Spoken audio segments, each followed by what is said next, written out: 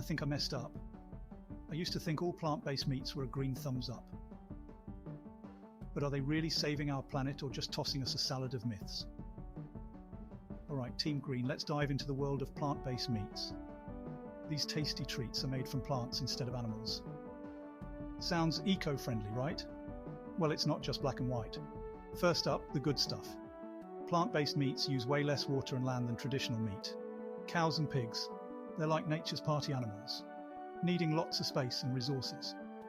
Plant-based options? Not so much. They're the quiet roommates of the food world. But wait, there's a twist.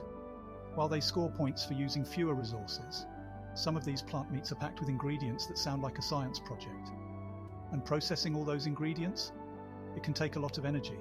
Plus, just like making a craft project at school, creating plant-based meat can get messy, and they need transportation, packaging, and a whole lot of mixing and matching in factories, which adds to their carbon footprint.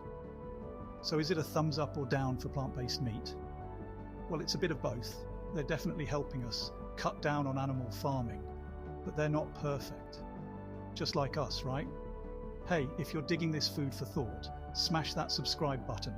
Join us for more eco-friendly explorations and help us make a planet-sized difference